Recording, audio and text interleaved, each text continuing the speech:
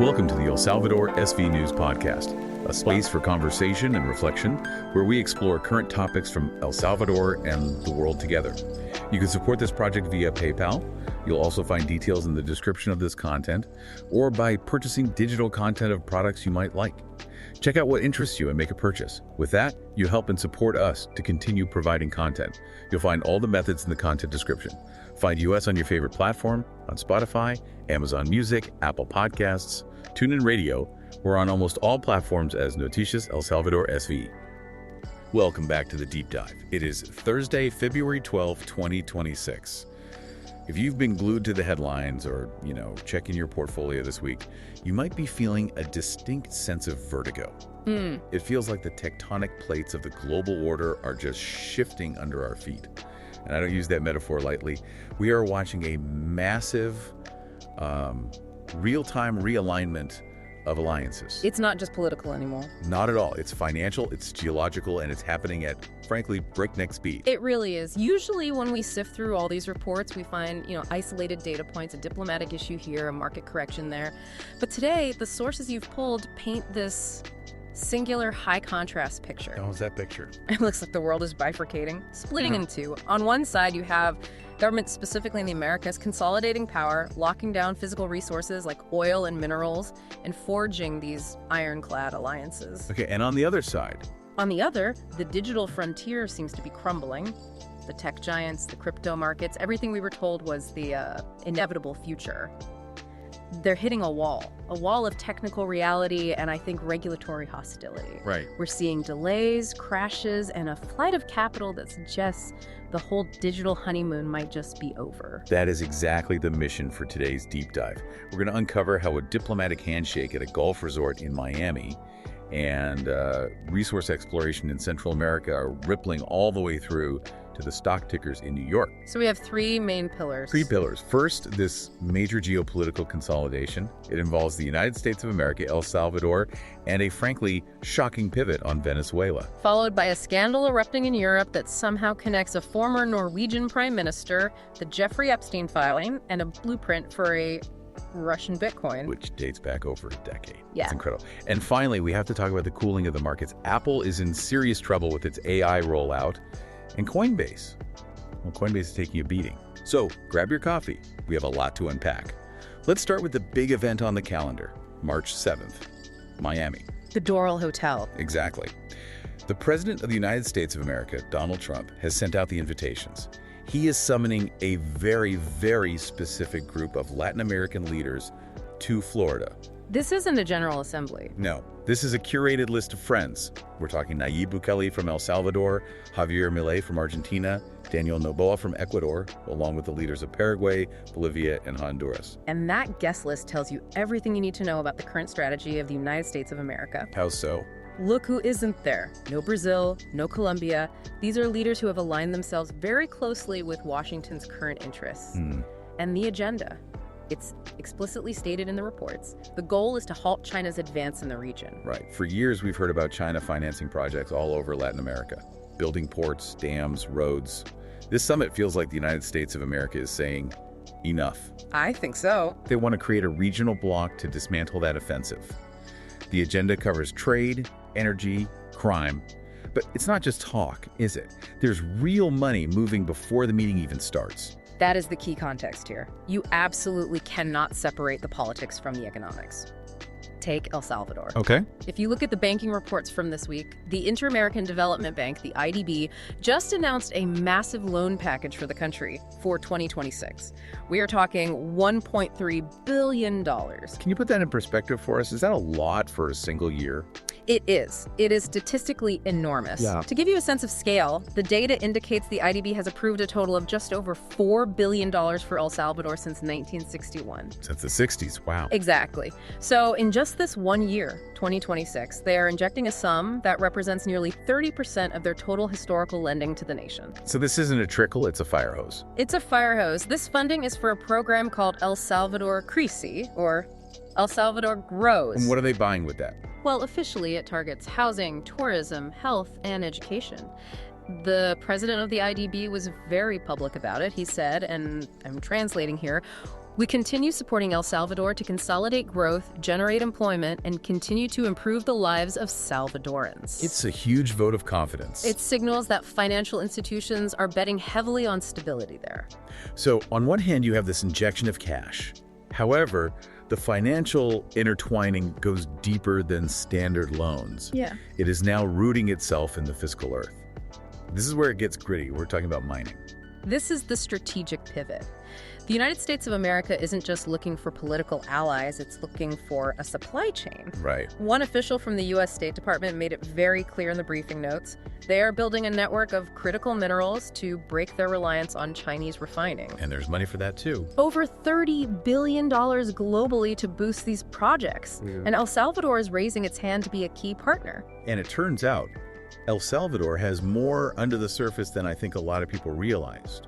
Recent geological studies have identified some heavy hitters. We're seeing reports of lithium, cobalt, and nickel. Which is the holy trinity for the modern economy. You cannot build an electric vehicle battery or a grid storage system without them. Exactly. And plus platinum, palladium, titanium, rare earths.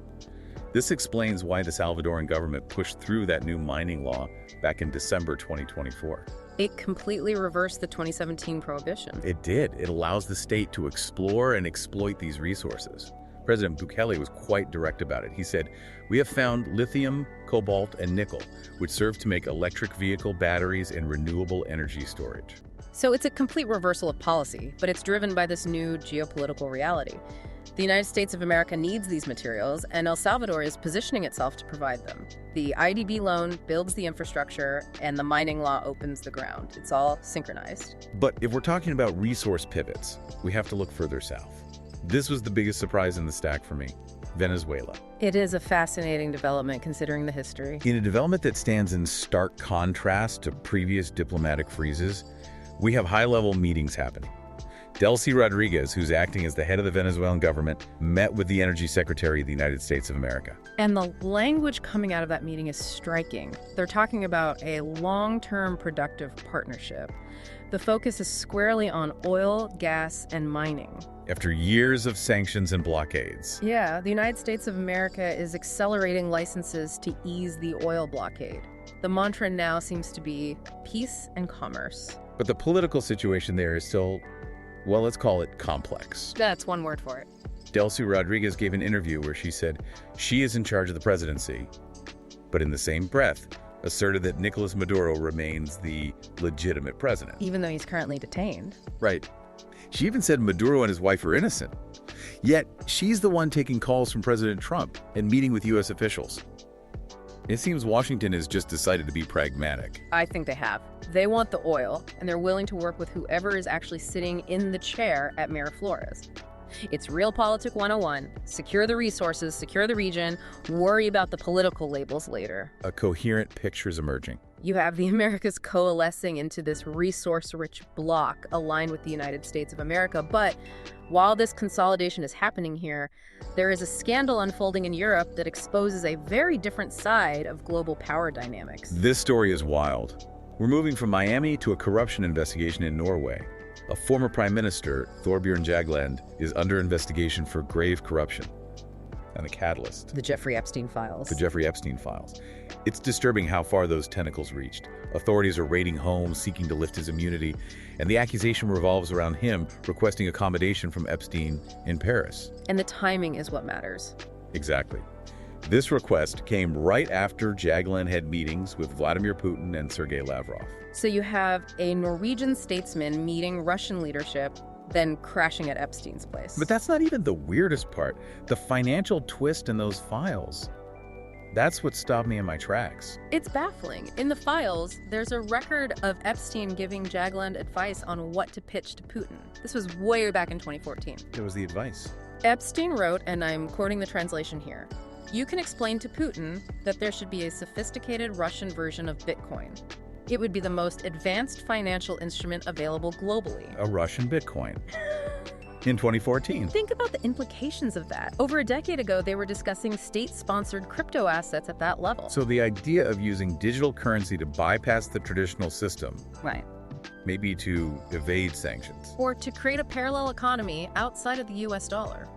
It was being workshopped way, way before it became a mainstream conversation. It really makes you wonder what other financial instruments were being discussed in those circles. It suggests that while the public saw Bitcoin as, a speculative toy, the elites were looking at it as a geopolitical weapon. Precisely.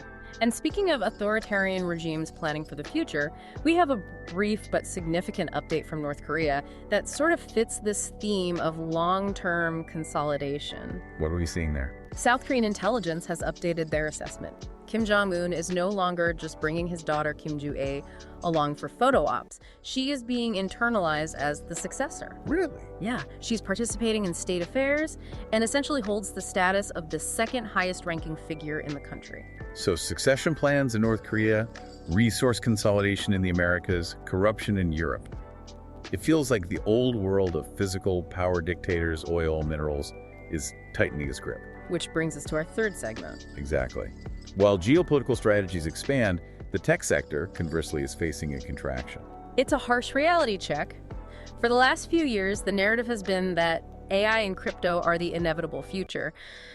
But the reports from this week show that future is hitting some serious speed bumps. Let's start with Apple. Everyone's been waiting for the new Siri, the big AI overhaul. Yeah. The super cycle of phone sales was supposed to depend on it. And the news is, it is not ready. Not even close. Far from it. The Apple Intelligence renovation is delayed until late 2026, maybe even 2027. And I want to dig into the technical reason because it's critical. The reports cite high latency and processing errors. And latency essentially means lag, right? The time it takes for the phone to think. Exactly. Apple's model has always been about privacy, trying to process everything locally on the device rather than sending your data to a server farm. But the physics of that are brutal. The sheer computing power needed to run these models locally is causing the chips to bottleneck. It's just slow. And in consumer tech, slow is dead. And the market is punishing them for it. Apple's stock is stalling. The investors are worried because the whole sales pitch for the iPhone 16 and 17 was this upgrade cycle driven by AI features. And if the features aren't there, why upgrade? Exactly. It's gotten so bad that Apple is resorting to a stopgap measure. They're using Google's Gemini models while they try to fix their own tech. Yeah. Think about how humbling that is for a company that prides itself on controlling its entire ecosystem. They have to rent the brain from their biggest competitor because their own isn't working fast enough. And if tech stocks are stalling, crypto is crashing. Just look at Coinbase. Oh, it's a bloodbath. Bitcoin has dropped below $70,000, down over 23% year to date. But look at the personal wealth impact. Yeah. Brian Armstrong, the CEO of Coinbase, has fallen off the Bloomberg billionaires list completely. His fortune dropped from $17.7 billion down to $7.5 billion. That is a staggering loss of wealth in a very short time. It feels like the market is voting against volatility. It is. And the regulatory environment in the United States of America is turning hostile again. The U.S. Treasury Secretary openly criticized Coinbase for opposing regulation. The argument being that this volatility proves the need for strict rules. We are seeing a shift in investor sentiment. The trend is moving away from high-risk speculation and toward real-world assets with lower yields. People are scared, and they're moving their money to safety. It's interesting you mentioned safety and real-world consequences. We have a story that brings this digital risk right down to the consumer level. It's a small story, but it's incredibly telling. The case in Soyapango. Yes. A hacker was processed for creating a fake bank website, used a phishing link, stole a victim's data. But here's the kicker. He used that stolen data to refinance a loan for $4,740. Just to pay off his own debts. Exactly. He wasn't buying a yacht, he was clearing his balance sheet. And the irony, he conducted this entire operation while he was already imprisoned in Mariona for another cause. It's a perfect microcosm of the digital age, isn't it? Even from a prison cell, the digital threat persists. But notice the scale. He wasn't trying to break down a government, he just wanted to refinance a loan. That's a good point. It shows that while the titans of industry are fighting over AI latency and Bitcoin prices, the average person and criminal is just trying to navigate the messy reality of digital finance. So let's try to pull all of this together. What does this all mean? On one side of the ledger, we have the United States of America aggressively expanding its physical footprint, locking down minerals in El Salvador, securing oil in Venezuela. Building an anti-China bloc. Right. That's the world of hard assets. It's tangible, it's dirt, rock, and oil. And it's being backed by massive institutional capital like the IDB. And on the other side, the digital promise is stumbling. Apple can't get its AI to work fast enough. Crypto fortunes are just evaporating. The Russian Bitcoin dream from 2014 remains a scandalous footnote in an Epstein file. It really suggests a pendulum swing. For a decade, capital chased the digital, the intangible, the speculative. Now, faced with global instability, capital seems to be fleeing back to the physical. Fleeing to what, specifically? It's fleeing to the lithium that powers the battery, not the software that runs on the screen. It's fleeing to the oil that powers the grid, not the Bitcoin that consumes the electricity. That's the question we want to leave you with today. Just as the United States of America seeks to secure physical supply chains and solidify regional alliances, the digital future is hitting a wall. Is this just a correction? Or are we seeing the end of the digital honeymoon and a return to a world defined by who owns the resources in the ground? It's definitely something to watch as we approach that March 7th summit. The handshake in Miami might matter a whole lot more than the next earnings call in Silicon Valley. We will be watching closely. Thanks for listening to this deep dive. We'll see you next time.